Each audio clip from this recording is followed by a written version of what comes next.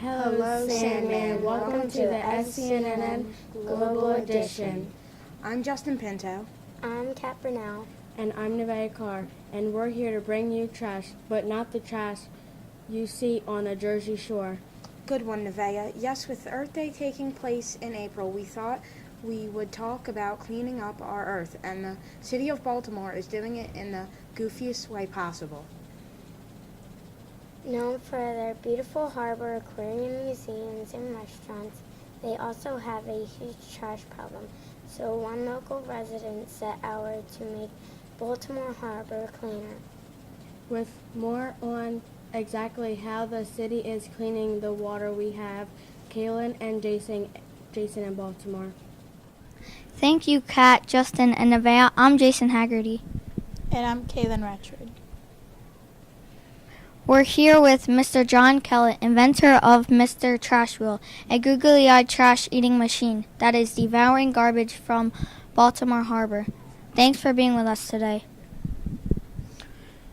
Great to be here. Mr. Trash Wheel is a crazy-looking invention. How does it work? Mr. Trash Wheel is completely green. He's using the harbor's current to move trash into his mouth and solar energy to power the moving parts to scoop up the trash. So cool. So how much trash has he cleaned up?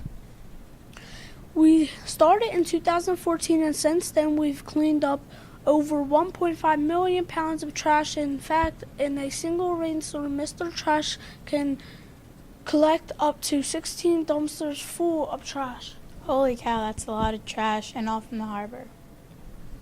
Yes, he actually has some help too. Come again? He has a trash-eating cousin, Professor Trash Will, that helps him to pick up the smaller pieces of trash. I bet Bill Nye, a science guy, wishes he could make a whole episode on Mr. Trash Wheel. Yes, Mr. Trash Wheel has become pretty popular. He even has his own Twitter and t-shirts. Do you think we could get a picture with him? Well, he's pretty busy cleaning up the harbor, and after he is in the water all the time, so maybe later if he can fit you into his tight schedule. We can't wait. Thank you so much, Mr. Kellett. Now back over to the studio. Wow, Mr. Trashville has the same facial expression I have when I get called down to Mr. Herman's office. Well, if you like to follow Mr. Trashville, you can find him on Twitter, and maybe if you're in the area, you will notice the clean Baltimore Harbor and say thank you to him. Thank you for watching SCNN Global Edition. Remember, it's our Earth too. Good morning, Sandman. I'm Aleigha Cochran. I am Michael Gregory. And I am Maddie Perkins. Today we are going to be telling you about a new type of farm. That's right. This farm doesn't grow food, plants, or raise animals. It harvests energy created by the wind. What? How? Let's go to Jake Robson, Nate Brockman, and Gavin Moberly on location at a wind farm in Block Island, Rhode Island to learn more.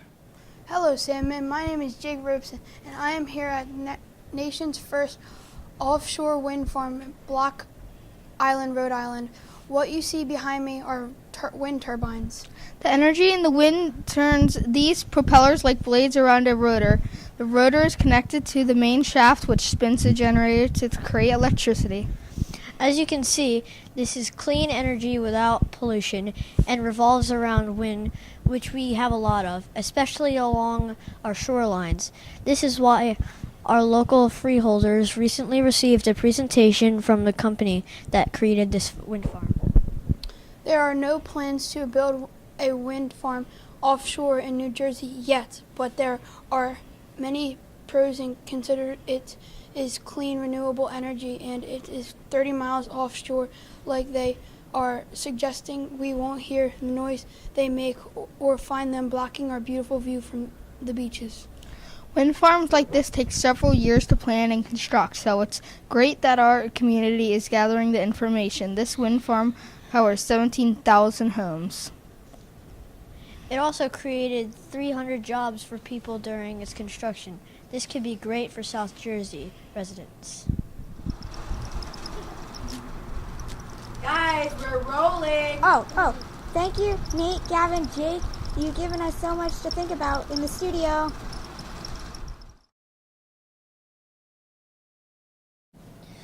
Hello, Sandman. Welcome to SCNN, Mr. Morey's class edition. Today we have a lot to talk about.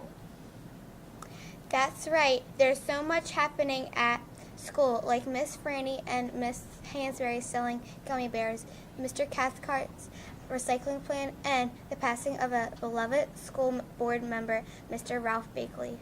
We will wrap our segment with a special guest that will be interviewed at the end.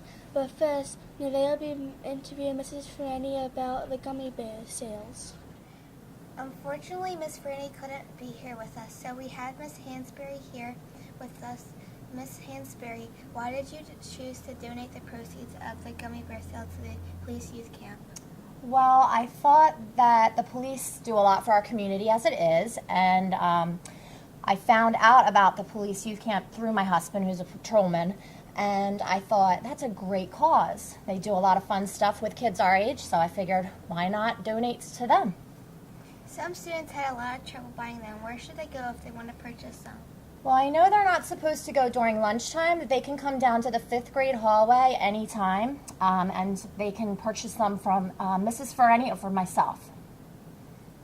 How long will the gummy bear sale be going on? That's a good question. I'm not quite sure right now. I think as long as we keep selling them, probably towards the end of the school year, maybe through May.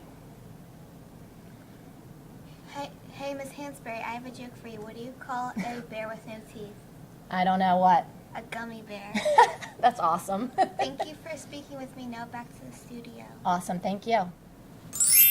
That was great, Nevaeh. We have another interview with Mr. Cathcart about recycling because some students still aren't putting the right things in the correct cans.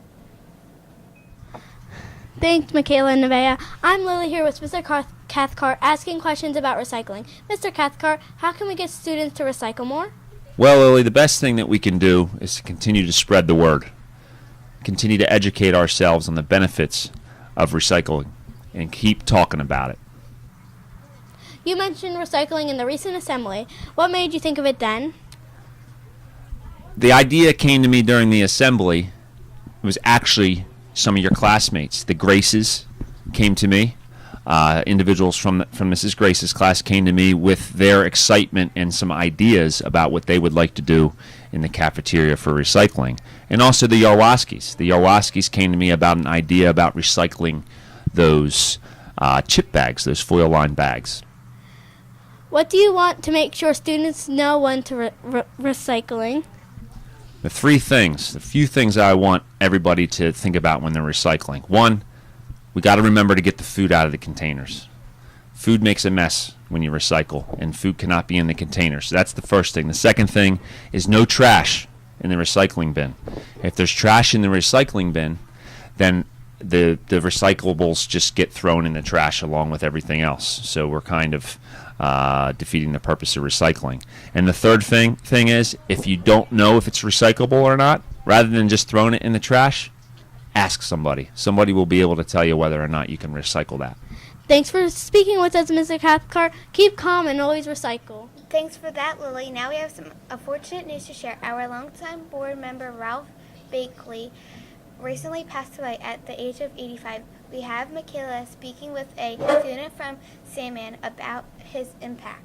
Hello, I'm Makayla. I will speak with a Sandman student, Marley. Hi, Marley. Did you hear that we lost an important member of our Lower Township School family this week? Well, I knew something happened because I saw the flags in front of the school were all half-mast. You're right. School board member Ralph Bakley passed away on Monday, April 16th. Oh, I know Mr. Bakley. He's been on our board for 50 years. He's had a huge impact on the school as well as the community. He lived in the Cape May area his whole life. He was 85 years young when he passed. I know the whole community will miss him since he was a lifeguard and police officer. He did a lot of good for the Cape May people. Thanks for speaking with us today, Marley. Well, that's it for Mr. Morey's School SCNN edition. Wait, we totally forgot about our special guest. Coming all the way from room B4. Da-da-da-da, Mr. Morey! Hi, Mr. Morey. Thanks for speaking with us today. We have a few questions for you. How long have you been teaching? So this is my very first year teaching at Sandman, but I have worked as a classroom aide at the other schools, Mitnick and Maud Abrams. I heard you don't like the Eagles, so what football team do you like? It's not that I don't like the Eagles. I just like the Indianapolis Colts a little bit better. My dad grew up watching the Colts, so I was a fan too. How about the NBA? I love the Philadelphia 76ers. Trust the process. Golf is boring. Do you have other hobbies? Yes, golf is a little bit boring, but I do play basketball all the time. On Friday, most teachers wear jeans and dress down, but you wear a bow tie and suit. Why? I like to wear a bow tie. I think it shows off my personality a little bit. I like to have fun with my students, and I like to show them that it's okay to be different. You're really tall. Have you ever coached a sport? I have coached a sport. I currently coach the Lower Cape May High School golf team, and I also used to coach youth basketball.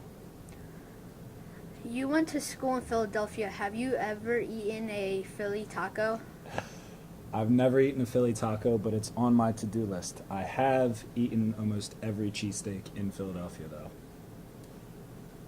Thanks for speaking with us. Signing off. Bye. Bye.